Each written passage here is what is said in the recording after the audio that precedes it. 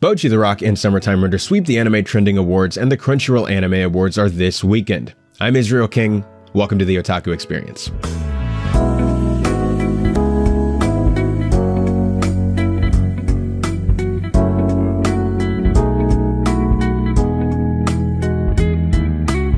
Welcome to the Otaku Experience. Special thanks to Robert Meyer Burnett and all the great folks at the Burn Network, and of course you, our viewers, for making this show possible. Well, guys, the Anime Trending Awards happened last weekend, and let me just express just a little bit of frustration with these awards, okay? Just let me air out some angry thoughts. If you follow me on Twitter, you saw this live as it was happening. You saw my meltdown online, and here's why.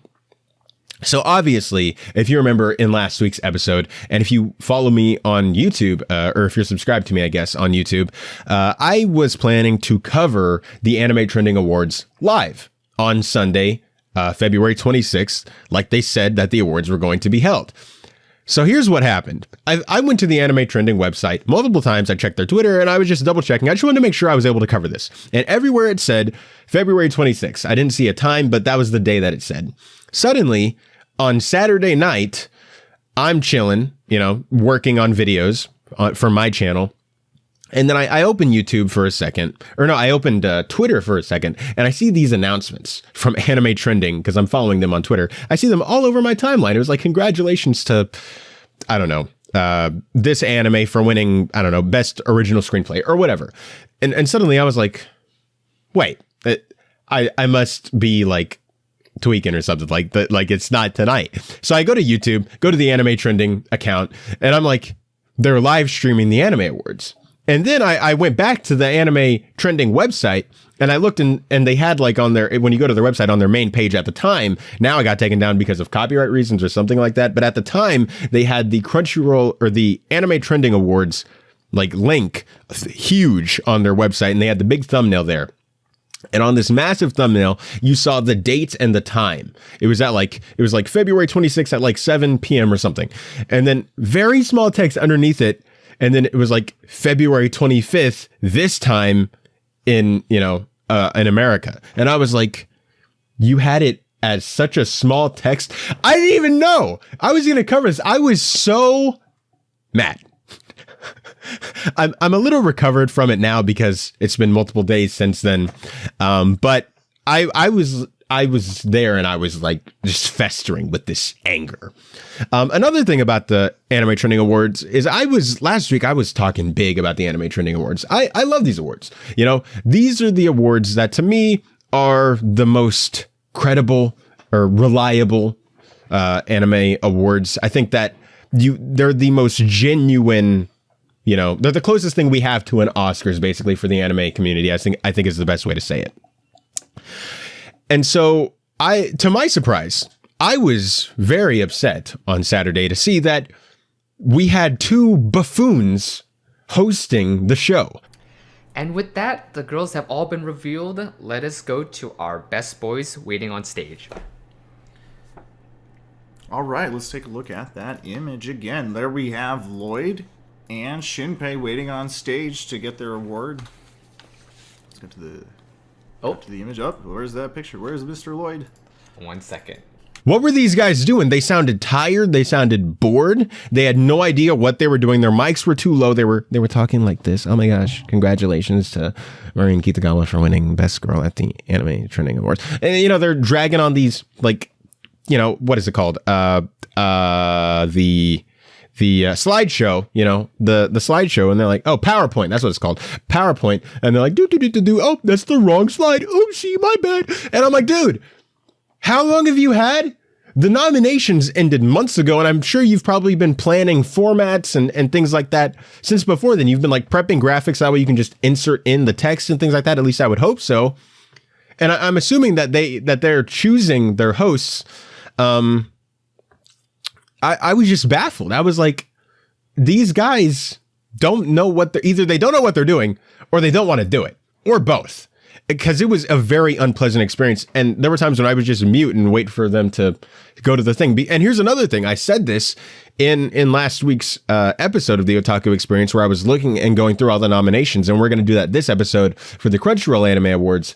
I looked at this and I was like, there are way too many nominations. One, there are too many categories. And then two, there are way too many nominations in each of these categories. For Anime of the Year, they had 18 nominations. In what scenario do you need 18 nominations for? Now, I get it. With Anime Trending, if you don't know, they have this thing where we go through it every week on this show, where we talk about the weekly ratings and the weekly rankings for the audience on Anime Trending. Well, what they do is they compile those and they have the audience vote at the end of an anime season, winter, spring, summer, and fall, and they vote for what the best anime of that season was, the top 4. And so those top 4 immediately become nominated for Anime of the Year by the end of the year. So you'll have 4 from every season, so that's immediately 16. And then they have a wild card round, and they take the 2 winners from that wild card round, and they throw those in there as well, and thus we have 18 nominations. This is unacceptable. Here's what you can do. Maybe have like this. Maybe take the 2 highest ranked shows, instead of doing 4, do 2. That way you have 8. And then do the same thing with the wild cards, have 2, then you have 10. And it's a lot simpler. It's like the best picture race. There's a lot less nominations, because when you have so many nominations, the audience can immediately tell, well, that's not going to win. Do you know what your immediate front runners to winning the Anime Trending Awards are? It's the 4 anime that won Anime of the Season. The wild cards are the people or are the shows that got forgotten about and that people didn't watch, and that these are okay, but you still get a participation trophy. You still get nominated. Come on, we love you too. And then having 4 shows get nominated, it's like there's in no scenario is this show that ranked number 4 in this anime season gonna somehow become Anime of the Year. Unless it had like 40,000 people, members on my anime list rating it. And then suddenly by the end of the year, it had 1 million and it was just that good of a show and it just didn't have the numbers before. There's no scenario where this is going to take place. And so while I talk big about this awards and things like that, because I really do think that they have the biggest potential. I think that they are the most credible. When I look at their winners for this year's Anime Awards, I'm not mad at any of the awards. I think all of them are like, oh yeah, I see why they gave it to that. That was a worthy anime. Some of them may not have been my choice, but that was a worthy anime. I'm not mad, right? I'm mad at their process in doing this. So I hope, I mean, they're already in the middle of doing it for the winter season, so they can't change it for the next 3 seasons. But I hope that they take a look at the goofy process of this and realize that, hey, maybe that this isn't the way to go. Maybe we should try something else. Maybe do what I said, where I proposed doing maybe 2 anime trending or anime of the seasons, and then having those. I think that I don't even know why you would even have 2. Maybe just do the 4 wins. And then there's shows that don't air seasonally, right? So you had shows like Cyberpunk Edge Runners, or there's another one I'm blanking on. Is it Kotaro? Something like that aired last year, that don't air during the actual anime season, that just drop all at once on a streaming service. How about you take those shows, do a wild card with those that don't air like that, and then throw that in. And then maybe you can have the 4 seasonals plus 1 wild card at to 5 nominations. And then actually the audience is like, this is a really tight race, because then you have 4 anime of the seasons, instead of having shows like, like Bocchi the Rock, Chainsaw Man, Mob Psycho, and I don't know what the last one is. Let's just say Urusei Yatsura. That's the one I'm thinking of right now. Let's just say that having those 4 all for fall 2022s, let's say they all got nominated for Anime of the Year. Well, we know if you were following the fall season, you know that Bocchi the Rock topped out and won Anime of the Season for that season. So how in any way would I be able to even think that it's a possibility for, say, a show like Chainsaw Man or like Mob or like Urusei Yatsura to win over that show? It doesn't make any sense to me. Like, you immediately know that certain shows don't get it. Part of me thinks, is it because that they just don't want to upset any fan base? Is that why? Is it just, hey, this has a really strong fan base. We just want everybody to feel included and everybody to feel like their show got nominated and got the love that it deserved. Maybe that's the case that they're going for. I don't know. But I talked so big about them, and I was like, guys, this is it. And I assumed that this was going to be a really professional production. I assumed that it was going to air on time. I mean, it did, but they just were not clear about when it was going to air. I just double checked with the Crunchyroll Awards. I made sure I was there for that. It just sucks what time it is, but we'll talk about that when we get there. But yeah, it was a very irritating experience, but the important thing that comes out of the Anime Trending Awards are the winners. So let's, of course, go over and take a look at these. Okay, so they started with the genre awards. And like I said, I don't care about the genre awards. So we're going to speed through these. I'm not going to give any thoughts to these because, let's be real, they don't matter. Okay, so Licorice Recoil, I got yelled at, throughout the entire year by like friends who watched the show and by some people online being like, it's pronounced licorice. It's not licorice. It's not like the candy. And then suddenly now everybody's like licorice. And then everybody wants to forget like that they said licorice. I'm now stuck saying licorice because I was bullied into saying it all year. But Licorice Recoil won Drama Anime of the Year. Bocchi the Rock won Comedy Anime of the Year.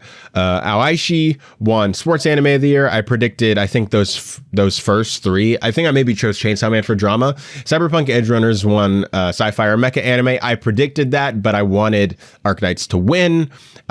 Mystery Psychological Anime of the Year was Summertime Rendering, which I was surprised by, and I was very happy for because that was my pick. Bocchi the Rock got Music Anime of the Year, of course. Kaguya-sama Love is War got Romance, of course. Made in Abyss, The Golden City of the Scorching Sun, of course. And Chainsaw Man got Action or Adventure Anime, and Summertime Render got Supernatural Anime as well. Bocchi the Rock got Slice of Life. And then they had some different categories, like Bocchi the Rock got Best in Episode Directing and Storyboard. I didn't even see that as a nomination. If it was there, I missed it. But I mean, just going for the genre awards, like I said, we're not really going to cover them, but it seems to me that I got most of them right. Once again, I need to stress this: genre awards do not matter, guys. It's another ploy just to give everything a participation trophy. It doesn't really mean anything. So, getting to the real awards, we had I almost said Licorice again. Licorice Recoil got Best in Character Design. Now, if you go back to the past thing, and I have my predictions here, I predicted that Cyberpunk would win, and I thought that Cyberpunk should win. I thought that that was going to be an easy steal for Cyberpunk, and I was very surprised when it did not get it. All right. Here's the thing with Licorice Recoil, I don't think that there are bad character designs in Licorice Recoil. I just think that they're very basic designs, and that's not a bad thing, right? It's a very typical Aniplex A1 Pictures looking anime. It blends in with that repertoire of like Sword Art Online or it's on the tip of my tongue. I have the picture in my head and everything. Dang it. I'm not going to waste your time trying to come up with it, but that Sword Art Online Aniplex style of animation. It's a very pretty looking anime. It's a very nice looking anime. I just think that this is what we're going to give, like, in terms of creative, design. Like, I get it. It's an original anime, right? It's not based off of any pre-existing work, so you have to give those extra credit because, hey, they're their actual own anime designs instead of, not. Here's the one I was thinking of, Kaguya. I don't know why I forgot the name of Kaguya, but yeah, like Kaguya, My Dress Up Darling, 86. Like, they very easily blend into that mix. They were a producer on Wonder Egg Priority, but they weren't the actual like animators of it. But you get what I'm trying to say. It blends into that family of looking. It's a very pretty, it's a very polished looking anime. I just thought that Cyberpunk had the most creative looking character designs. And when I look at a character, if I had never watched Licorice Recoil and I just looked at a character of like Takina I remember her name, Takina or Chisato, I wouldn't really be able to pick them out from your average looking anime character. And once again, that's not a bad thing. They're very good looking designs. They're very good looking characters. It's a very polished looking anime. They're just not the most creative, and it doesn't need to be. It's not that type of show. With Cyberpunk, where you're in almost this otherworldly, future-y, advanced, technologically advanced world, almost like it's technologically advanced, but it's also like a worse society. You know, that type of grunge effects, kind of like Arcane. It kind of lends itself to more abstract character designs, and I thought that it was. I don't know. I just thought that Cyberpunk would have gotten that. I thought it was going to be super easy, but you know, didn't really happen. Anyways, next we had best in scenery and visuals, and this went to Call of the Night, which I'm not all that surprised by. Okay. I didn't think it would, and I didn't think it should have won. I once again, I thought this was going to be a Cyberpunk steal. I thought most of the technical areas in terms of how the anime looked, I thought Cyberpunk was going to raid all of those. It didn't. If you guys remember last time, I predicted that this was going to be a Cyberpunk Mob Psycho Anime Awards. It ended up being a Bocchi the Rock Summertime Render Anime Awards with, you know, some Licorice Recoil wins here and there.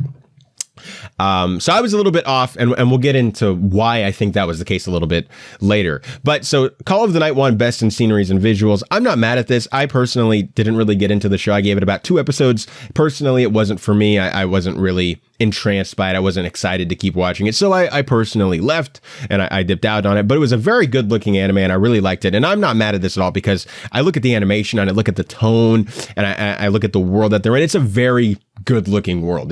They have this nice hue over everything. It's like purple and blue and they're able to go to these different areas. And it's a really nice looking anime. It's one of those animes that just by looking at it, it establishes its tone, which I think is a very important thing to do in a visual medium. But I was a little bit surprised that it wasn't Cyberpunk because I thought it would win and I thought it should win. So I thought it was like a shoo-in, but I'm not mad at Call of the Night for winning that.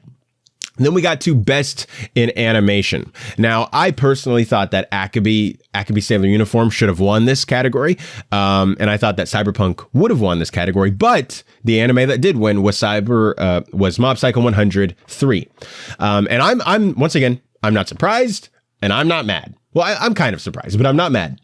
This is once again, it's a very good looking anime. If you watch my fall 2022 seasonal review, that was one of the first things I said about this season. Even though I didn't really care for the story that they decided to tell in this season, I was still like, this is one of the best looking anime. And it stays like that. If this was the first season of Mob, probably I would have said that this was going to win. But being that it was a third season and that it was doing more of the same old, not in a bad way, it was Mob Psycho has always said like a huge high bar and they just keep matching it, and in some fights exceeding it. I was just like, it's more of the same. And I think that comes from maybe coming from the Hollywood, awards angle and coming from my own interpretation of what I think deserves certain types of awards. I like to see new things. If something has won something in the past and it doesn't like do something new with it in the future, it just stays consistent at that level. I kind of want to award something else. So like Attack on Titan, the final season part 2, I think was even better than part 1 of the final season. But the reason why I didn't vote for it to be anime of the year was because I just thought it was more of the same. It was more of the same greatness, superbness, and storytelling. It didn't do anything that blew me away. It was just really awesome. It was what you expect in the best way possible. It's like at this point, The Last of Us is airing right now. I don't get surprised when an episode of The Last of Us is freaking brilliant because they've set a precedent for the past 7 weeks that is going to be freaking brilliant.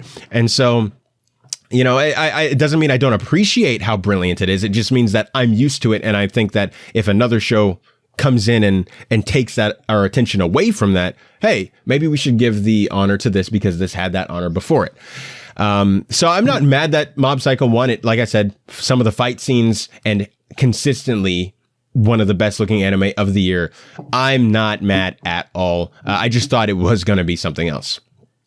Then we got to best in soundtrack. Now here's what I'm kind of surprised at, but kind of not at the same time. This is one of the ones that I'm just really perplexed by. It's really interesting. So this was best in soundtrack, and I predicted that, where is it? I'm looking at my thing here and I don't see it. Here it is. I predicted that Chainsaw Man would win, and I thought that it should have won as well. My personal favorite soundtrack, when they say soundtrack, I'm assuming they meant OST and maybe the soundtrack as well. My personal choice would have been Arcanite's Prelude to Dawn. But that wasn't eligible. It wasn't, or it was eligible, but it wasn't a nomination.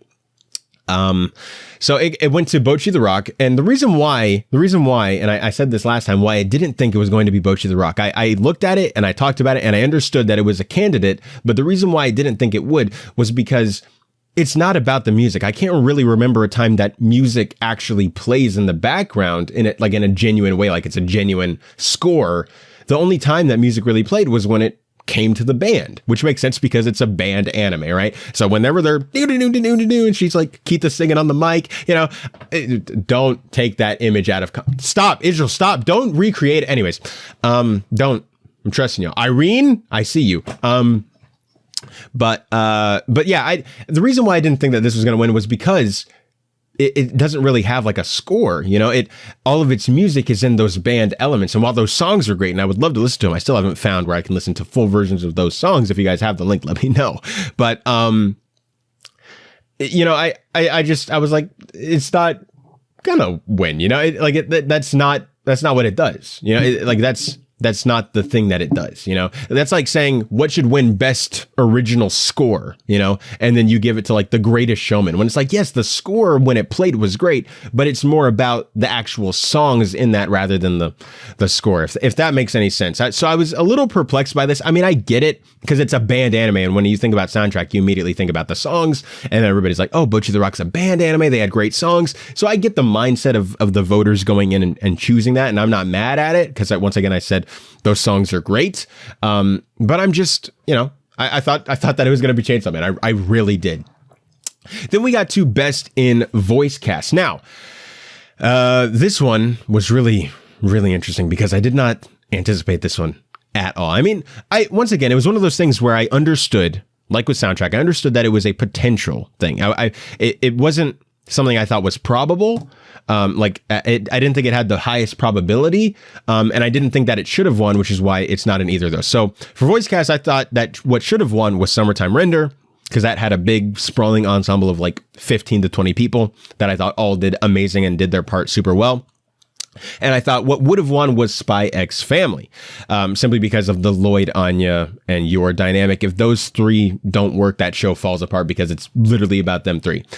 So the anime that did win, and you could make that same argument with the anime I'm about to say, is Bocchi the Rock won as well. Like I said, Bocchi the Rock and Summertime Render swept this. We haven't gotten to those awards with Summertime Render just yet. But the same thing you could say about Spy X Family, why I thought that was going to win, with those three cast members making that show, and the show doesn't work without them.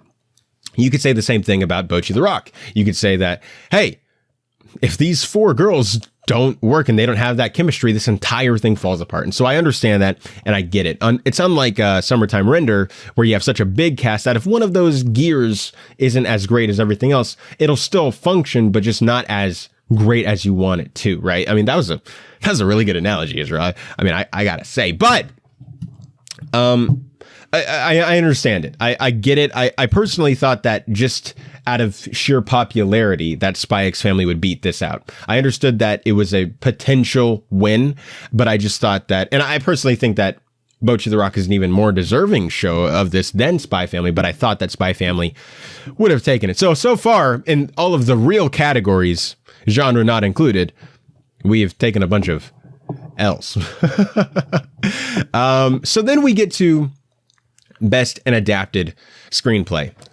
And so Best and Adapted Screenplay, I said that what should have won to me was Summertime Render, but what I thought what would win was Bocchi the Rock. And what did win was, in fact, Bocchi the Rock. We got one W, baby! Let's go! Yeah, I mean, this was just an easy choice, you know. As much as I think that Summertime Render is just brilliant, and I think it's great, I honestly think that, you know, Bocchi the Rock is also just a great adaptation. They managed to, and I don't know what it's adapted from. I don't know if that's a manga or if it's a light novel. But all I know is that they managed to translate it so perfectly that you didn't even realize that it was adapted. Same with Summertime Render, where they're adapted so well for TV that you don't even realize that they're adapted from something else. And I think that that's the best, where you're able to tell a fully functioning story, and you're able to translate it in a way that you're not even able to tell that this was a different medium. You're just like, oh yeah, this is This is a TV show. This is an anime. Because, I mean, there's anime airing right now, like Tomo-chan as a Girl is airing, and I like the show. But you can tell that it is a manga-based show because the episode is split into those manga chapters. You know, they'll do a thing, they'll stop, they'll do a thing, they'll stop, and then they'll do a thing, and then the episode will end. Same thing with the Kaguya movie. I talked about this when that came out. How the movie itself, you could tell, was broken up like a manga, and it felt like you were watching an episode of the anime because they would just have like what would be kind of these commercial breaks where you would assume that was probably where the chapter that they were adapting ended, or that was where that episode would have ended or something like that, and they just didn't have a great way to transition into the next thing. It felt like with Bocchi and with Summertime Render that they were able to do that masterfully, and so I personally thought that Summertime Render should have taken it, but I'm in no way mad that Bocchi took it. I think that both are great shows, and I think that Bocchi, you know, is equally as, well, not equally, but almost as equally deserving as Summertime was. Okay, so then we went to original screenplay, and once again, I thought that this was going to be a very simple choice. So there were really only two contenders for this. There was Licorice Recoil, and there were Cyberpunk Edgerunners as your real major contenders for this award. And what I thought should have won was Licorice Recoil. I thought that was just a really solid original show. And then what I thought would have won was Cyberpunk Edgerunners. Or what would have won was Cyberpunk Edgerunners. I personally, I've said this before, I personally thought that that Cyberpunk Edgerunners fell apart. The worst part about it was the writing.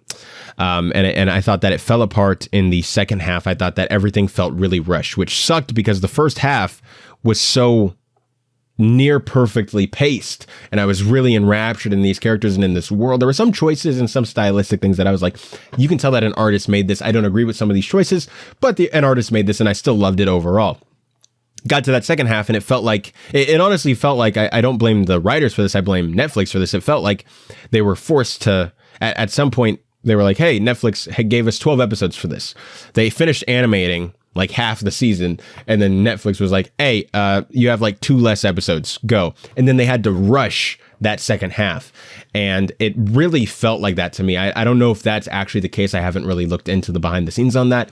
I heard what the writer said and his reaction, and it was great. You know, he was talking about how he worked on this for 3 years and how he was super honored and how they had a super big passion for it. And, you know, if you like Cyberpunk Edgerunners and you thought that it was just a masterful storytelling in every aspect, that's great. I'm honestly jealous because I wish I could have had that. But to me, it felt so rushed that I felt like I was robbed of any of the payoff that happened, especially in those final episodes, because I didn't feel like I was emotionally there yet, because they were just like, boom, boom, boom, boom, boom, boom, boom, boom, let's go. There's a difference between fast pacing and rushed, right? Fast pacing is where we hit all the beats, all the characters have time to breathe, we still understand the choices that are being made, and we're able to resonate with that while moving at a decent pace. And it takes a really good screenwriter to do that, to know when we're entering the span of filler, cut that, and get to the next thing. And then there's a difference between that and feeling rushed, which is when you are only able to hit the necessary beats. You might even skip some beats to get to where you want to go, and there's no emotional payoff. There's no development. You don't feel like the writer has earned any of this that's happening, being paid off later. And that's personally how I felt about it. Some people felt like it was a fast-paced show. I personally felt like it was a rushed show. And so I thought that Licorice Recoil could have won it. I'm not upset that Cyberpunk won it. I mean, I anticipated this. A lot of people love it. And I'm happy that you guys do. And hey, there's another dub for me because I guessed it. So I win. Then we got to Best Voice Actor. Now this one was super interesting. So I thought that who should have won was Hanai Natsuki for Summertime Render, but who did won was Ito Setsuo, who voiced I forgot. He was Mob. How can I forget? He was Mob. He voiced Shigeo, or Mob, in Mob Psycho 100 Season 3. I thought that he was going to get it because I was under the, once again, we'll get to this at the end, but I was under the mindset that this was going to be a Mob and Cyberpunk stealing anime awards. It didn't turn out to be that. It turned out to be a Summertime Render, Bocchi the Rock stealing anime awards. So that was kind of the case there. But I voted for Hanai Natsuki, and the person who won was Hanai Natsuki for Summertime Render Shinpei. I'm so happy. Thank you, Anime Trending Awards. Thank you to all of those voters. Thank you for making the right decision. I'm just kidding. But, you know, come on. It feels good to be right. Anyways, I once again, I thought this guy deserved to win, because I thought he was the one that was required to do the most digging. He had the biggest, range of performance in this show, simply because of how much the writing and the character called from him to do. And I thought that he excelled on every aspect of that. He was great. And I know that earlier I said that when you have that big cast, if one gear is wrong, everything else is still working fine, but it just isn't working as well as it could have been. I think that if there's a few characters like Shinpei and Ushio, that if those characters don't work, then that entire thing just falls flat. And luckily they got it right, and I think that they excelled with Natsuki, and so I'm super happy that he got Best Voice Actor.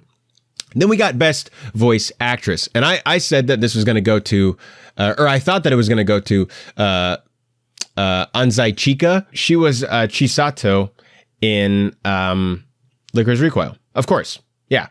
So I thought that she was going to win. Who I thought was going to win was Kusunoki Tomori for her role as Makima in Chainsaw Man, because I thought that her performance, I thought that her performance just demanded a lot. It was a very intense, very subtle performance that just from her voice, you were terrified. It was great. But, and I thought that it was going to go to Anzai Chika for her role as Chisato, originating the role, an anime original show as well. I thought that there were just a lot of things going for her in that race. But one that I acknowledged was a possibility, but one I didn't think was actually going to win, was Atsumi Tanizaki for her role as Anya Forger in Spy X Family. She was the one that won. And once again, I said this last week, but I didn't even acknowledge that it was that it was an adult playing the role until I looked into it, and I was like, gonna vote for everything. She did such a great job making us believe that she was a kid, and Anya has become my favorite child in anime. I mean, there's great kids like Ushio and Clanad, or in the first arc of Sword Art Online, you had like Yui in Sword Art Online. But then we have Anya, who by leagues is far away. I mean, there's characters like Your Name, or what's the character's name? The main girl in Your Name, her younger sister, Mitsuha, her younger sister. I thought that she was also great, child in anime. But this Anya has become my favorite child in anime, and I thought that her voice actress, who is an adult, did a fantastic job convincing us that she was, in fact, not an adult. It was crazy. It was weird. And then we went to ending theme of the year. And I thought that this was going to be Chainsaw Man. I thought that I didn't check which ending of Chainsaw Man it was. I just assumed that it was the third opening or the third ending of Chainsaw Man, because I know that was the most popular one. I personally still think that it should have gone to Kaguya-sama Season 3, because that ending is so good. Sometimes I just watch that, sometimes it's because I've watched it so many times, it just shows up in my recommended and I'm like, oh. Click, and I start dancing. It's my nonfiction. It's so good. But it didn't go to either of those. What it actually went to was Yofu Kashi no Uta from Call of the Night. And that just blew my mind, because once again, I left Call of the Night pretty early, so I didn't even remember what the ending to that show was. And so I didn't even consider it. I'm sure if I actually watched the show, or maybe if I rewatched the ending, I would have been like, oh yeah, cool. But, I still haven't re-listened to it because I don't care. But, go them. Call of the Night, snagging some awards. Very good. Very, very good for them. Very good to promote their thing. Hey, guys, we're an award-winning show. Come watch our anime. It's a great marketing play. So good for them. But, I didn't finish it, so I didn't even consider it to be an actual possibility. Then we went to opening theme of the year. And this one was a very happy surprise for me. So I thought that what would have won was Chainsaw Man and its opening, simply because that was such a popular anime. They make references to early 2000s and pre-2000s cinema in that opening. It's great. And what I thought should have won was Chiki Chiki Bon Bon from your boy Kong Ming. And it turns out that your boy Kong Ming won, and Chiki Chiki Bon Bon is anime opening of the year. I almost said anime of the year, but it's anime opening of the year. Dude, thank you for making the right decision once again. It's such a vibe. If you haven't watched that anime, I wouldn't even say watch the anime, bro. Just listen to the opening, bro, and your life will be changed. I swear. It's so good. So absolutely deserving. Perfect choice. So happy for that.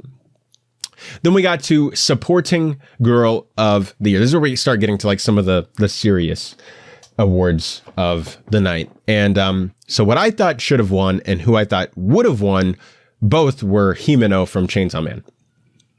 I acknowledge that characters like Hizuru from Summertime Render was an actual, genuine choice that people could have gone with, or other characters from like Licorice Recoil, or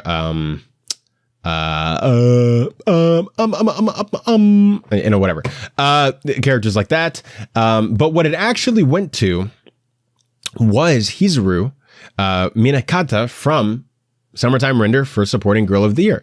I'm very happy with this. It wasn't who I thought it should have gone to. I still think, even though I love this character of Hizuru, I still think it should have gone to Himeno, but I'm not mad. I'm not mad. I'm pleasantly surprised. I'm like, hey, if you weren't going to go with, who I thought should have won and who would have won, this is you couldn't have picked a better person besides the person I chose. This is such a great character. She does some great stuff in this anime. She is so good. Go watch Summertime Render. If this Anime Awards tells you anything, watch Summertime Render and watch Bocchi the Rock. They're both fantastic. And I guess they're also saying give Call of the Night a try. But whatever. Great character. She's so capable. She does so many things in there. A great voice actress once again for her as well. Just a great character in general. Then we got to supporting boy of the year.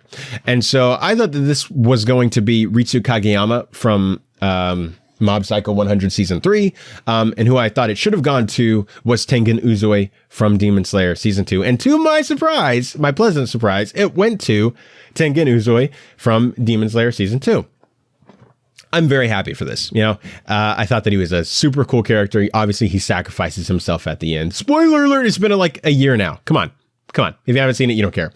New movie comes out this week, by the way. Yeah, I thought that he was very cool. I thought he was a sick character. Has like 3 wives. Come on. That's like every guy wants to be this. Anyways, very, very cool stuff. So then we went to couple ship of the year. Yeah. Oh, they changed it to couple or ship of the year. The or is very important. I think they heard my thing and they're like, we got to change it quick. He's right. So it went, my prediction was that, I thought it should have gone to Satsuki and Miyano. I thought that they were the best couple of the year. And who I thought it was going to go to was Takina and Chisato from, Licorice Recoil. Who it ended up going to was, I'm not surprised. Who it ended up going to was Miyuki Shirogane and Kaguya Shinomiya from Kaguya-sama. Love is War. Ultra romantic, right? Well, you can't win them all. Sometimes people are wrong. Look, here's the thing. This is a super cute couple. Obviously, I love this couple. They were great in the movie. They've been great throughout the entire show. I just thought, guys, it's the same thing with mob winning animation. It's like, we know they're great. Why are we giving it to them when there's some couples that are new that we've never seen before that stole our hearts in the same way? Now, some people, I get the argument for why it's but they finally got together in this season, Israel. I get it, man. If you voted for them, I'm not mad at you. I'm kind of mad at you, but I'm not that mad at you. I think that I still think that if you haven't seen Satsuki and Miyano, I think Satsuki and Miyano placed almost in last place, which was super sad to see. Go watch Satsuki and Miyano. It's great. But, I'm not mad at them for winning. It is what it is. And they posted a cute picture as well of the two characters holding their anime trending awards trophies, and it was great. It was very cute. Then we got to the final big awards of the night, starting with Girl of the Year. And Girl of the Year, I thought that this was going to be Hitori Goto very easily. I thought she should have won. I thought that she would have won. I thought that, I was like, of course. Why wouldn't she? She was super developed. She was cute. Everybody, cute in the sense that, she was like adorable. Chill out, guys. I know how young she is. Chill out. I didn't mean it that way, but she was adorable. She had social anxiety, so we were all super endeared to her. We saw the character development throughout, leading up to the final like band performance in the season. She was great. But to my surprise, Maureen Kitagawa got Girl of the Year. I thought that this would have been more of a Crunchyroll choice, that this would be something that happens more at the Crunchyroll Anime Awards, and we will get into those nominations here in a bit. But I'm not that surprised. I mean, she took over the anime sphere when that show came out, right? She was on fire. She was the face of anime for like 12 weeks, bro. And I'm not mad. I mean, I have nothing really to say about it, because I didn't really care for the anime. I didn't mind the anime. Like, if you were like thumbs up or thumbs down, I'd be like thumbs up, but I don't really care about it. But, she was a great girl in it, She wore cosplays. We understand why she won. She did the important things to the anime fandom. She wore cosplay. She showed a lot of her cleavage. Of course she won. Come on, guys. Then we got to Boy of the Year. Now, I thought that this was going to be Shigeo Kageyama, or Mob, as we know him from Mob Psycho 103. Who I thought should have won was Shinpei Ajiro from Summertime Render. I've talked about this ad nauseum. Super well-developed character, great voice actor.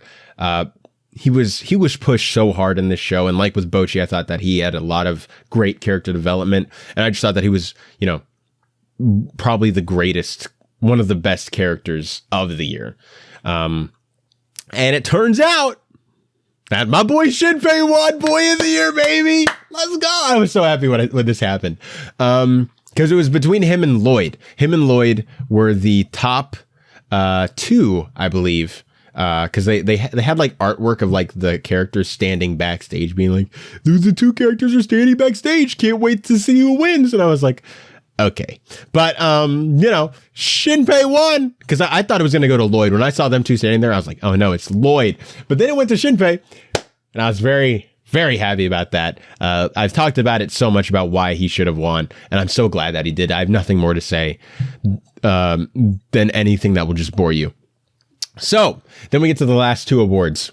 We got to Anime Movie of the Year, and this one was the most surprising category to me.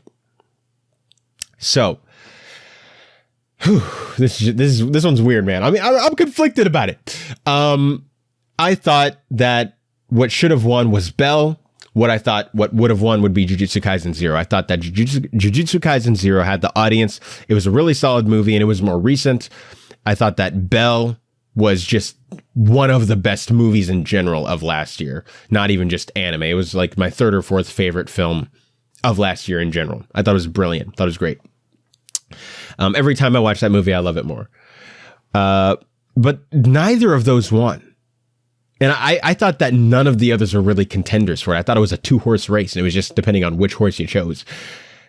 This surprised me. So, the anime movie that won Anime Movie of the Year was none other than Sword Art Online Progressive Aria of a Starless Night. What?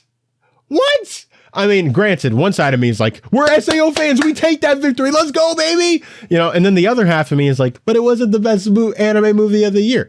And here's the thing, I'm surprised because this anime movie, I think, was the furthest back before the nomination thing. So when I talked about it last week, I was like, well, this one doesn't even stand a chance because it's been so long. We have a new movie right now. Maybe that's why, actually. Maybe because the new movies in theaters right now is the perfect, campaign for the other movie and its nomination to win.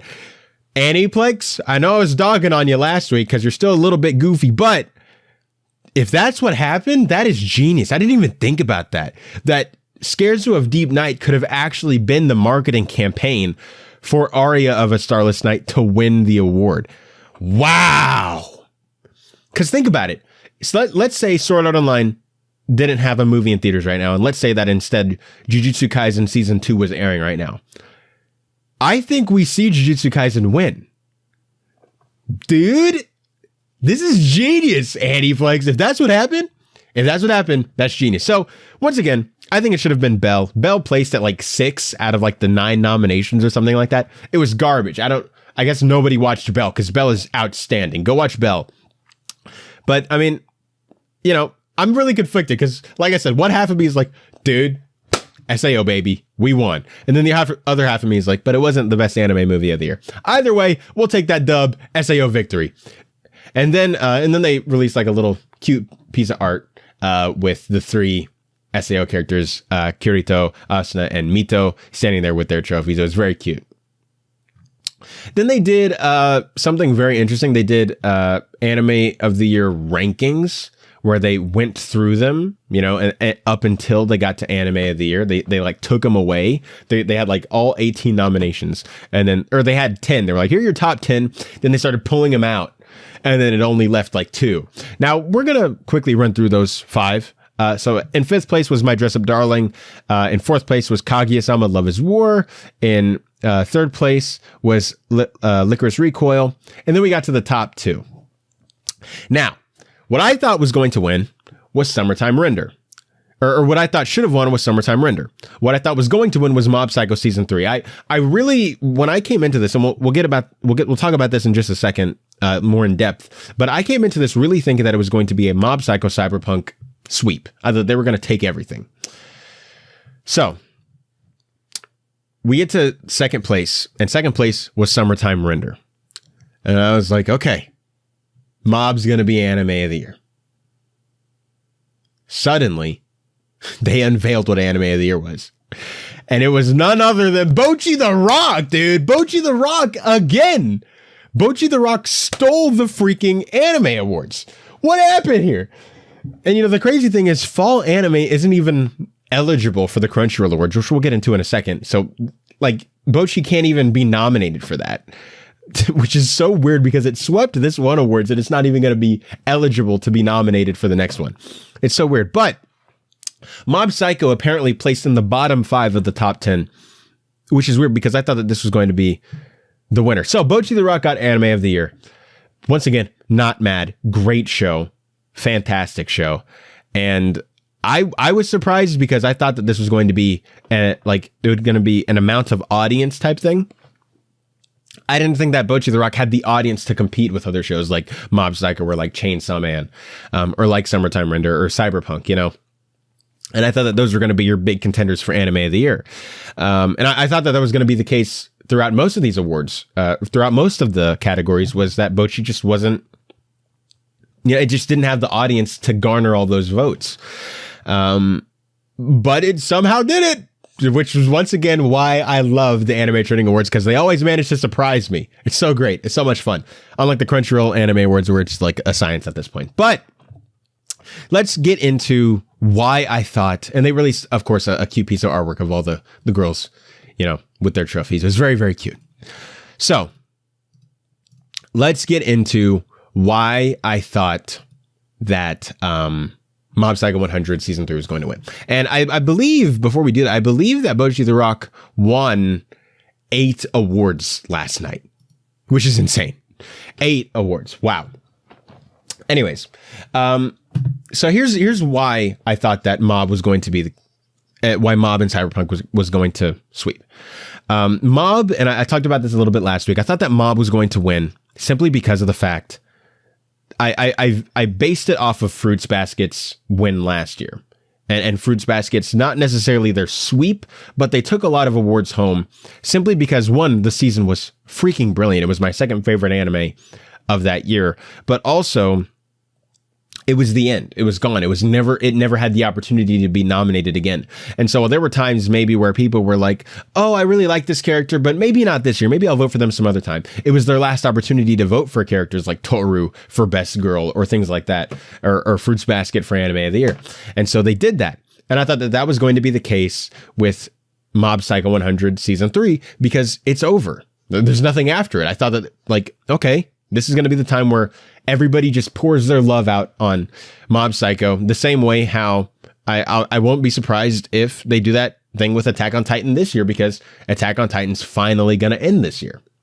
I say that like in a bad way, like it's finally going to end. They've dragged the season out long enough. We're not talking about Attack on Titan, but it's going to end this year, and I won't be surprised that if we're talking about it like we did with Fruits Basket, or like we were talking about Mob Psycho going into the awards, being like, hey, this is probably your front runner for a lot of these awards, simply because it's one of those big titles. It was really good, and it's over. And it's going to leave a huge impact. It's kind of like the Return of the King effect, I like to call it, where when you have a major franchise ends that a lot of fans rally behind, it's never going to get nominated again. So they're like, hey, let's just give everything to that. It's never going to have the chance to do this again. And then they give it all to that. That didn't happen, which was very, very surprising to me. Once again, I'm not mad. I'm not mad at any of these nominations. Well, I'm kind of mad at a couple of them, but it's not like they're bad wins. Like none of these anime are like, are you serious? How did that win? Like, I understand how all of these anime got their awards. Some of them I don't agree with. A lot of them I don't agree with, but I'm not mad at any of them. I think they're all like, hey, fair. And so that was kind of the case. I thought that Cyberpunk was going to win because I thought that Cyberpunk had such an underground show for so long that then just exploded, because they dropped it all on Netflix. And so everybody kind of had to discover it. Giga dropped a big video about it, and then suddenly it just exploded. And I was like, oh, everybody's going to vote Cyberpunk. Because once again, it's one of those one and done shows. It was an anime original. I thought that it was going to be a given, it was like, it did so many things in terms of the broad audience. It did so many things right that I just figured it was a given that it would do that. That didn't happen, obviously, and I'm not that mad about it. I'm very pleasantly surprised about this. Anyways, guys, what do you think about how the Anime Trending Awards turned out? I mean, that's crazy. But anyways, let's move on to the Crunchyroll Anime Awards. We stay on the Anime Awards talk. It was a very slow news week. I checked for stories. There was like nothing that really happened this past week. I mean, there were things that happened, but nothing that was like big. I think they realized that, like, hey, it's the same thing. It was like 2 awards back to back. We're just going to get sandwiched in between the awards. No one cares. Everybody's talking about Bocchi's win, right? And they're talking about how Demon Slayer comes out this weekend, or how the Crunchyroll Anime Awards are this weekend, that type of stuff. So we're going to do this a little bit differently, because when I was rewatching the footage to edit it for last week's episode, I found that a lot of the stuff just kind of got boring, in the sense that I talked a lot about things that don't really matter, and you could tell that I didn't really care about it. So we're only going to talk about the things that I think matter. So we're going to start with Best Voice Actress Performance, or Best Performance in Japanese, because they put it all together. So here they have Atsubi Tanizaki for Spy X Family, who was the voice of Anya Forger. They have Chika Anzai, who was the voice of Chisato in Licorice Recoil, I'm sorry. Then we have Ferouz Ai, who played Jolene in JoJo's Bizarre Adventure Stone Ocean. Now, here's the interesting thing. You're not going to see any fall anime nominees here, because it wasn't eligible. They changed the rules for this Anime Awards and for all the Anime Awards going in the future. I think it'll change because they're getting a ton of hate for it. So I think that it's probably going to change in the future. Next awards, I think, will be back to normal. But it was really, really weird how none of those are, like, you won't see Chainsaw Man or Bocchi the Rock, which just swept the Anime Trending Awards. It won't even be there. It's really interesting. Then we have Misaki Kuno as Faputa and Irumiya from Made in Abyss Season 2. Then we have Natsuki Hanai, who played Tanjiro in Demon Slayer Season 2. And then Yuki Kaiju, who played Eren Yeager in Attack on Titan, the final season, part 2. Now, based on the Anime Trending Awards, this went to the girl who played Anya in Spy X Family, and I think that's going to be the same thing here. Usually how the Crunchyroll Anime Awards go, this is a very normie site in the sense that everybody has Crunchyroll, but not everybody uses Anime Trending. And so you're going to have the people who only watch the big stuff. I mean, of course, there's people, like me, who watch everything, who are also on the Crunchyroll. I vote in both awards. But, you're going to have a lot more of what I would say general audience in this, who only watch maybe like 1 or 2 shows a season that are the really, really highly reviewed shows. And so I think you're going to see Atsumi Tanizaki take it for her role as Anya. Then we go to voice artist performance in English. And for me, I only watched one show in English out of these nominees. They have Amanda Lee for her role as Marin Kitagawa in My Dress Up Darling. They have Cherami Lei, who, fun fact, voices Asuna in the English dub of Sword Art Online, who voiced Kotaro Sato in Kotaro Lives Alone. Natalie Van Sisten, who voiced Yor Forger in Spy X Family. Sung Won Cho, who voiced Pro ZD. I didn't know Pro ZD acted. Wait, hold on. Oh, that's crazy. For his voice as Kage in Ranking of Kings. That's really cool. Then we have Zach Aguilar, who played David Martinez in Cyberpunk Edgerunners, and Zeno Robinson from Gamma 2 Dragon Ball Super. And so until I saw Pro ZD, I was going to say it's easily going to go to Zach Aguilar for Cyberpunk Edgerunners. I am surprised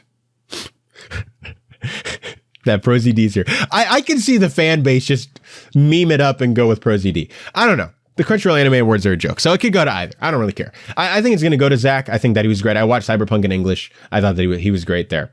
We're going to skip all the genre awards because they don't matter. And we're going to go to their newest award, which is the Must Protect at All Costs character. And I think that this is like the most mid thing that they could have done. They got rid of the best boy and best girl and replaced it with this. So there you go.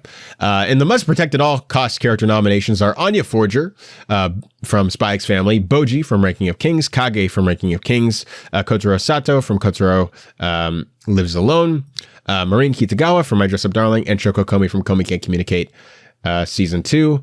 I don't think that Komi's going to take it. Marin Kitagawa's not going to take it. I mean, she could. I really think that this is a 2-horse race between Anya Forger from Spy Family and Marin Kitagawa from My Dress Up Darling. But if I had to pick one, it's going to be Anya. I think pretty safe bet. Then we go to Best Supporting Character. We have Hayasaka from Kaguya-sama Love is War, Ultra Romantic, Anya Forger from Spy X Family, Kage from Ranking of Kings, Rebecca from Cyberpunk Edgerunners, Tengen Uzoi from Demon Slayer Season 2, and Yor Forger from Spy X Family. Now, if this was the anime trending, I'd be like, ooh, this could go to Rebecca or Tengen. Here, I think you're probably going to see it go to one of the 2 Spy Family girls. I think it's going to be Anya or Yor. And then your unlikely but dark horse candidate would be Rebecca from Cyberpunk. It could be Tengen. I don't think it is, though. I think you're going to see one of the Spy X Family girls take it.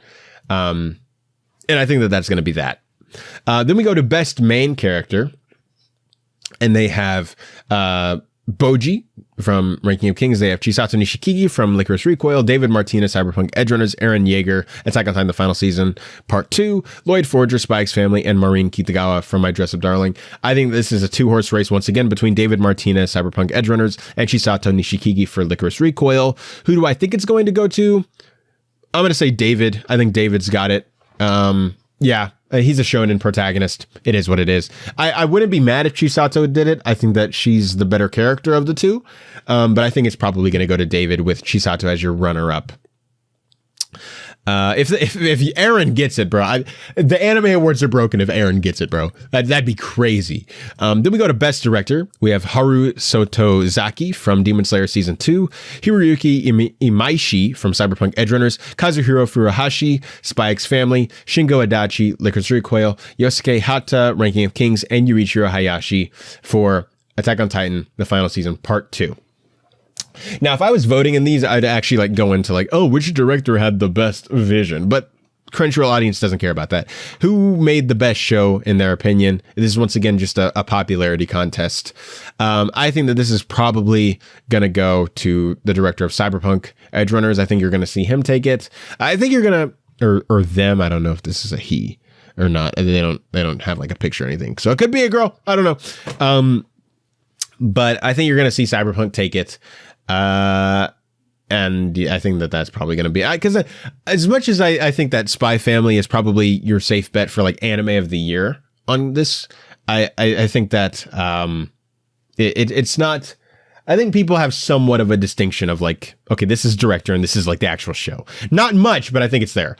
Then you go to best anime song, which is Chiki Chiki Bon Bon, Chiki Chiki Bon Bon from your boy Kong Ming. I'm trying to rush through it. Comedy from Spy X Family, My Nonfiction, Kaguya-sama Love is War, Shall We Dance from Shadow's House, The Rumbling, Attack on Titan, Final Season Part 2, New Genesis from One Piece Red, the movie. Once again, I think, actually, I haven't seen these two be nominated up against each other. I think it's going to be Chiki Chiki Bon Bon from your boy Kong Ming. Either that or My Nonfiction. One of those two. They're the two best ones. I think that it's probably going to be Chiki Chiki Bon Bon, though. I think that's a safe bet. Then we go to Best Film. And your nominees for Best Film are very different from the nominees over at the Anime Trending Awards. It's so different to see these two awards, how different they end up being. So we have Bubble, Inu O, Dragon Ball Super Superhero, Jujutsu Kaisen 0, One Piece Film Red, and The Deer King. This is easily... it's not even a challenge. It's going to go to Jujutsu Kaisen 0 very, very simply. If it went to anything else, it could be the One Piece movie.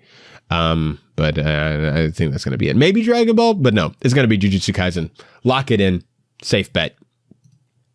Then we go to Best Score, which would be Spy Family, Cyberpunk Edge Runners, your boy Kong Ming, Made in Abyss Season 2, Attack on Titan, the Final Season Part 2, and Demon Slayer Season 2. I think they're going to give it to Cyberpunk, even though Cyberpunk doesn't even have a score. It has a soundtrack.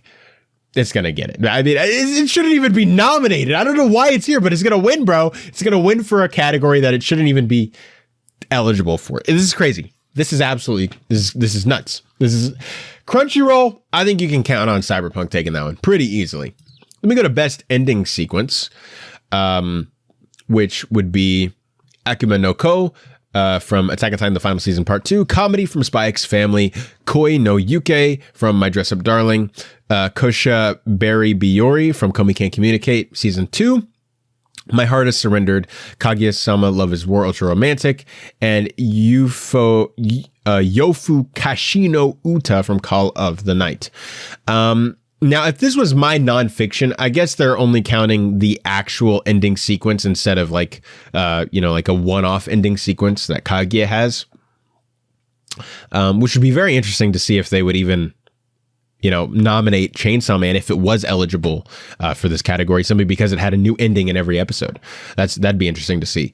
It'll be nominated next year. We can see then. But I would go with Kosha Berry Biori. Wow, that is a tongue twister. From Komi Can't Communicate Season 2. I think that ending was it was great. It was beautiful. Perfect. Who is this going to go to? I think you're going to see this probably go to either Attack on Titan or Spy Family. Pretty simply. Actually, this could go to Call of the Night. Let me second guess myself for a second, because I went with all my instincts in the last one and that didn't really pan out well. If I second guess myself, okay, the one time I'll second guess myself, I'm going to say this is going to go to Yofu Kashino Uta from Call of the Night for ending sequence. Lock it in, baby. Best opening sequence, Chiki Chiki Bon Bon from your boy Kong Ming, Mixed Nuts from Spy X Family, Naked Hero from Ranking of Kings, The Rumbling from Attack on Titan, the Final Season Part 2, This Fire from Cyberpunk Edge Runners, and Zankyo Sanka from Demon Slayer Season 2. Chiki Chiki Bon Bon, no contest, gonna take it. Don't even bat an eye, okay? Chill. It's that, okay? So, best continuing series, Attack on Titan, the Final Season Part 2, Demon Slayer, Kimetsu no Yaiba Entertainment District Arc, JoJo's Bizarre Adventure, Stone Ocean, Kaguya-sama Love is War Ultra Romantic, Made in Abyss, The Golden City of the Scorching Sun, One Piece. Kaguya-sama is going to steal it. Count on that. It was the highest rated for a while. It was the highest rated anime of all time last year before the Full Metal Alchemist fans rallied their troops and destroyed it to oblivion, down to like, I don't even think it's in the top 10 anymore. It's crazy what those fans do.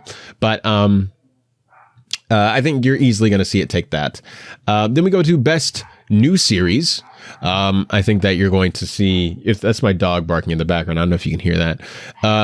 you're going to see it's Call of the Night, Cyberpunk Edge Runners, Licorice Recoil, My Dress Up Darling, Spy X Family, and your boy Kong Me. Now, this one's interesting because I think Spy X Family is going to win Anime of the Year in these awards. For new series, I think you're going to see Cyberpunk Edge Runners get it. Licorice Recoil was announced for season 2, but at the time they didn't know that when they voted. Ooh. I still think it's going to be Cyberpunk. I think it's going to be Cyberpunk pretty easily. But I wouldn't be surprised if it's Licorice Recoil, by the way. Best in Animation, we have Akabe's Sailor Uniform, Attack on Titan, the final season, part 2, Cyberpunk Edge Runners, Demon Slayer, season 2, Ranking of Kings, core 2, and Spy X Family. You guys know how I feel about this. It should be Akabe. It's not going to be Akabe. They're going to give it to Cyberpunk. And I'm not mad about that because Cyberpunk is a very pretty looking anime. Best character design would be Akira, I butchered her name. Akira Matsushima from Demon Slayer Season 2, Atsuko Nozaki from Ranking of Kings, Kazuaki Shimada from Spy X Family, Kazumasa Ishida for My Dress Up Darling, Masanori Shino for JoJo's Bizarre Adventure, and Yo Yoshinari for Cyberpunk Edge Runners. Once again, Cyberpunk, no contest. Take it to the bank, baby. Then we go to... Wait, is Licorice Recoil nominated for that?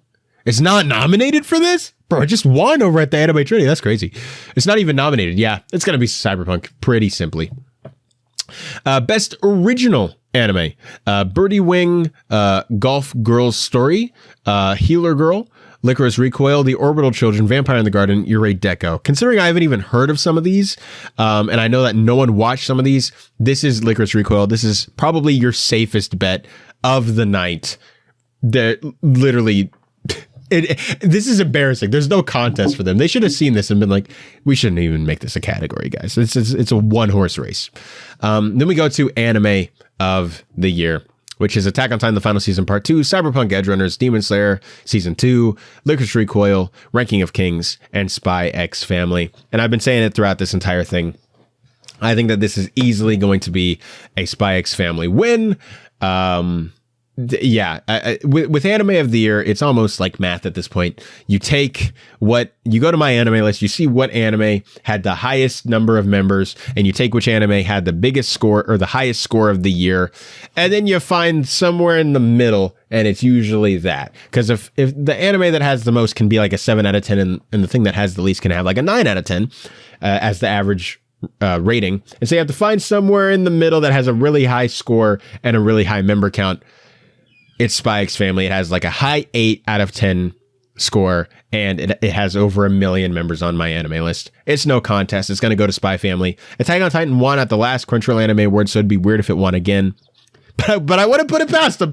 But I think it's going to go to Spy X Family. And yeah, there you go. There's your Crunchyroll Anime Awards predictions. Lock them in. I kind of rushed through those simply because it's not going to be as tough. A lot of these are once you watch one Crunchyroll Anime Awards, you've seen them all.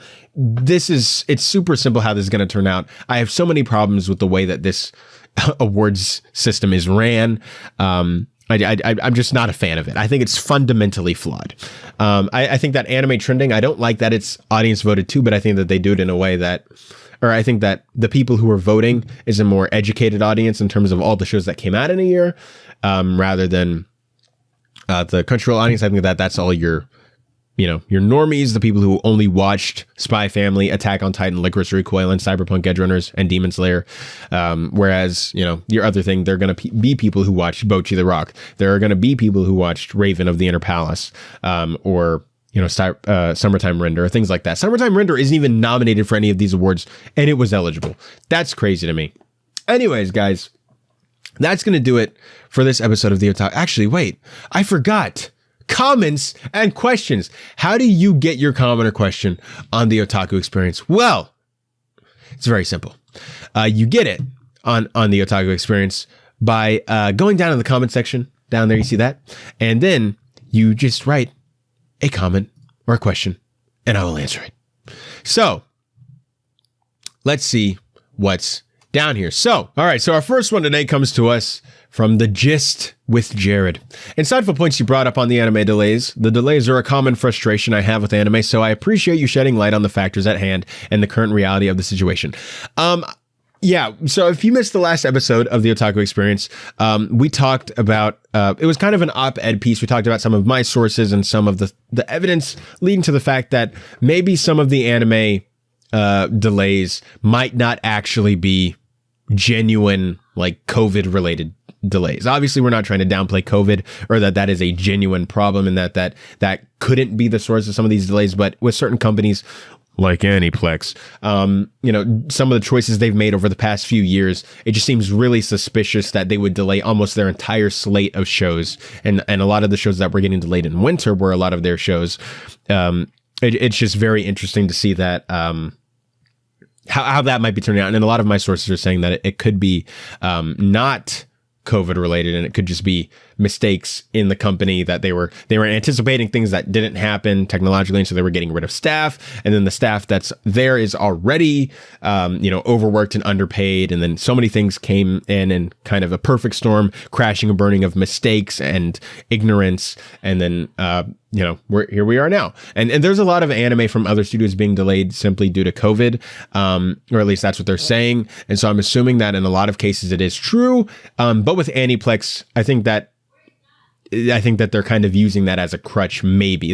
That's just my opinion. I appreciate you enjoying my opinion and my talk about that. I don't really know if it's the reality of the situation. It is a possibility of the reality of the situation.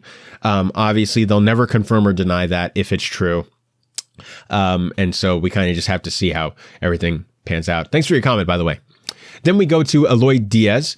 I remember having to watch cut episodes of Naruto on YouTube because I couldn't find anywhere else to watch it for free. I'm glad Gliz is making things more accessible. Hey, and there's another choice from it.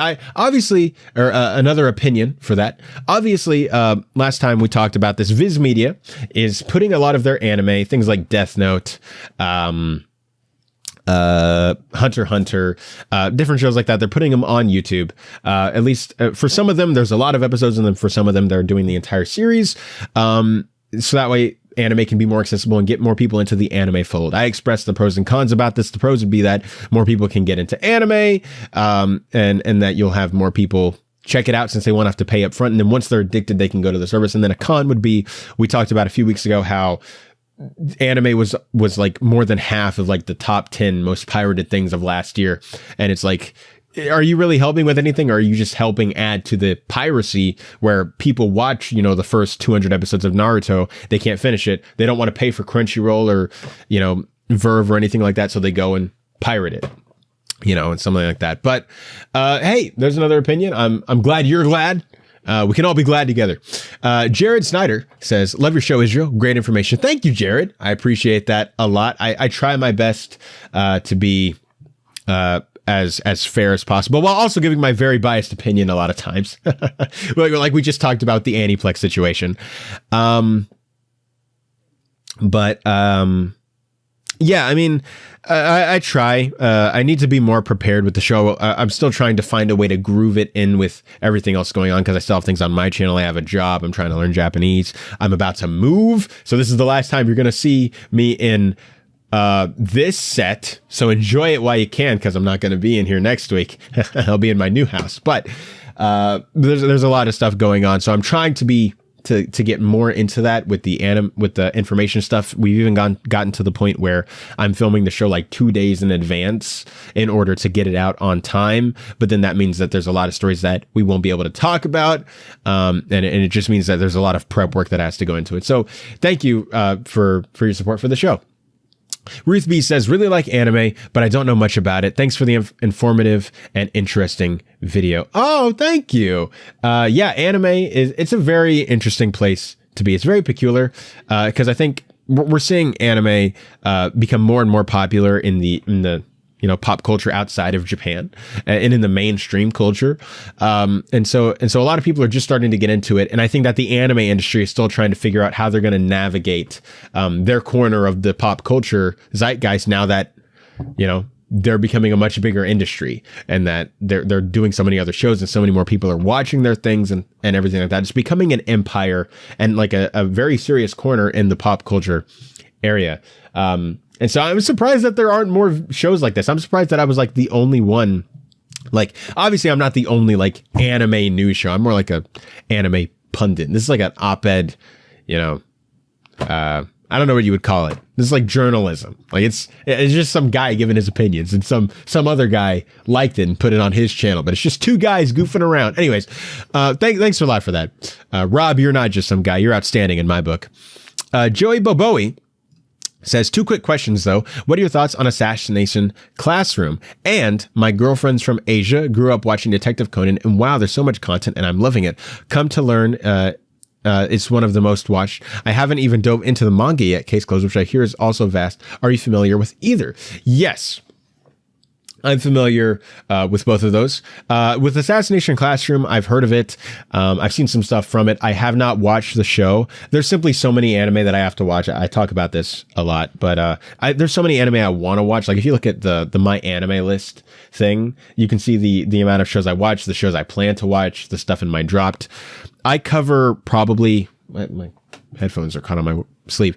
I cover probably around 10 to 14 to 15 shows per season. I think I'm covering like 12 shows that are winter seasons, and then that there's like 5 shows that are still airing. So I'm like somewhere like between 15 and 20 shows right now that I'm watching, and it gets really hard to watch other things. So I'm kind of happy they delayed the Black Clover movie personally, because I'm not fully caught up.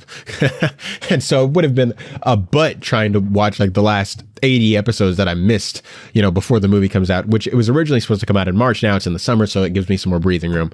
But yeah, it's really hard for me to get into those shows without something coming out recently. If they ever do another season of Assassination Classroom, or they do a movie, you could see me maybe catch up then, or if I get some free time. But personally, no, I haven't seen it yet. But I know some people that have, and they like it. And then Detective Conan, I have not seen it. And yes, Detective Conan is one of the most watched anime of all time.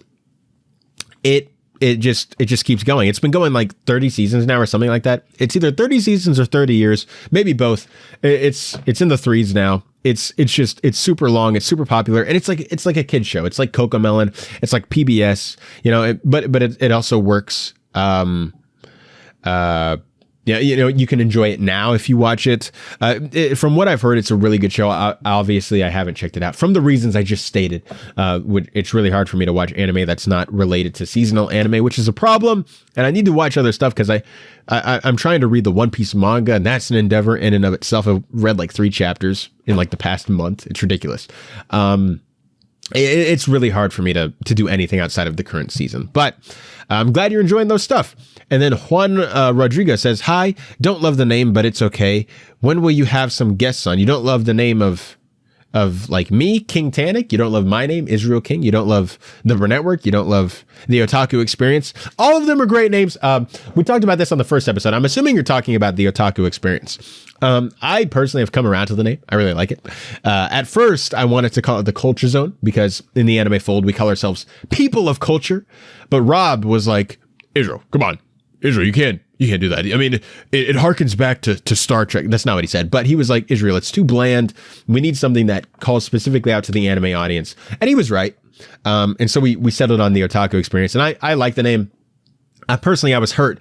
I hated it just because it wasn't the Culture Zone. But yeah, I think it's a really good name, and I like it. But I mean, if you don't like it, that's fine. It's not about the name of the show. The name of the show is just another piece of marketing to get the show out there. It's about the content of the show, which I'm trying to make better every week. And when will you have some guests on? That's very interesting. That's a really good question. I've had people reach out to me after I did the show. I've had people email me and DM me being like, hey, I would love to be a guest on your show. I do this in the anime community, da-da-da-da-da. And I'm like, oh, cool. Let me kind of get my bearings on the show. The show just started. Let me kind of establish what the blood and what the DNA of the show actually is. And then maybe we can talk about that. I want to talk to Chris Carr. She followed me on Twitter. But I want to have Chris Carr on the show. Obviously, I would love to talk to Rob about something like Space Battleship Yamato, if anything like that ever, and any news about maybe like a reboot or something like that comes about. I'd love to talk to Taylor about something anime related. I know Ray watches some anime. I'd love to talk to Ray Ora. And then there's people in the actual anime community that have reached out to me that I would love to talk to as well. It all depends on what the show is, and I don't really see an area just yet of where we can like do a guest thing where it wouldn't like distract from what's going on. It'd be like talking about the news, going into the comments and questions, and being like, anyways, into this guest's interview, and it would just be really, really weird. But I appreciate the question there. All right, guys, I was about to end the show, but I forgot we didn't go over the rankings of the season or of this week. There was so much. We talked about like two major topics. You know, it is what it is. So this week in anime, February 27th, or I guess the week of February 19th through February 25th. This is those anime. So at number 1, stayed there again, is The Angel Next Door Spoils Me Rotten. Then we go to number 2, which is The Magical Revolution of the Reincarnated Princess and the Genius Young Lady. And it went up 3 spots. Wow. That's crazy. Tomo-chan as a Girl went up 1 spot. I've started watching that. That's pretty cute. Buddy Daddies went down 2 spots to number 4. The Ice Guy and His Cool Female Colleague went up 3 spots to number 5. Blue Luck went up 3 spots to number 6, which is crazy because it was down at like number 9 last week. And it went down a lot, but now it went back up a few spots. So I wonder if that's like a commentary on how these past few episodes have been. Have they just been like kind of all over the place? Or has it just been like the other anime episodes were so good and then they kind of went back to normal, and Blue Lock, being as epic as it is, went up again? Then what stayed in number 6 is Vinland Saga season 2. And then Don't Toy With Me, Miss Nagatoro second season stayed in number 7, a repeat. Bungo Stray Dogs season 4 was another repeat, or I guess that maybe these didn't have episodes. I don't know what this is. I'm assuming it's repeat. Then we had a repeat for My Hero Academia season 6, stayed at number 9. Onimai, I'm Not Your Sister, number 9. And then Nier Automata broke into the top 10 for the first time. New, very, very cool. Then we have some honorable mentions in the rest of the top 15. Down 1 spot is it Wrong to Pick Up Girls in a Dungeon, season 4, part 2.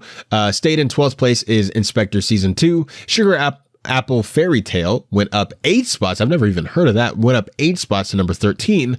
Campfire Cooking in Another World with My Absurd Skill went up 3 spots to number 14. And Farming Life in Another World went down 2 spots to number 15 from Zero G. I'm assuming what this is showing us is, with all of the anime delays and with all of the with Eminence and Shadow ending last week, I think what this is showing us is that a lot of people maybe have possibly been checking out new anime and that they weren't checking out before, and then they're like, oh, this is really cool, vote it up. And then we're seeing a rise in a lot of these shows going up there.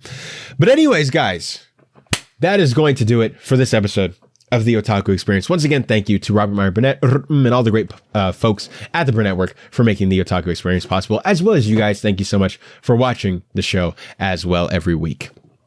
Well, guys, if you want to keep up with me, you can obviously follow me on Twitter at King Tannic Israel. You can follow me on Instagram at King Tannic. You can subscribe to my YouTube channel at King Tannic. I directed a documentary called Voices of Central. You can find that on my own YouTube channel for free to watch. We also did a watch party on this channel with the great and you can catch me this Saturday. Okay, so here's the thing. The Crunchyroll Anime Awards are on March 4th in Japan. They are 15 hours ahead of me, which means that they're 17 hours ahead of you if you are in Japan. And it means that they're 14 hours ahead of you if you are on the East Coast. Did I say Japan? If you're on the West Coast, they're 17 hours ahead. If you're in the middle of the country where I am, I'm in Texas, so I'm in Central Time, they're 15 hours ahead. And if you're on the East, they are 14 hours ahead of you.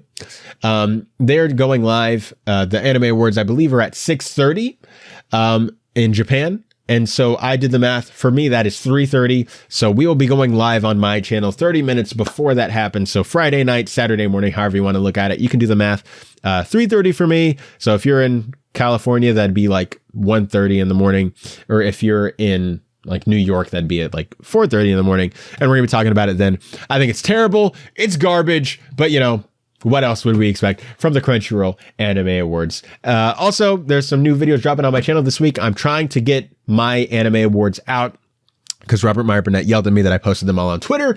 Yeah, that's about it. I will see you guys next week. Oh dear God, the Anime Awards.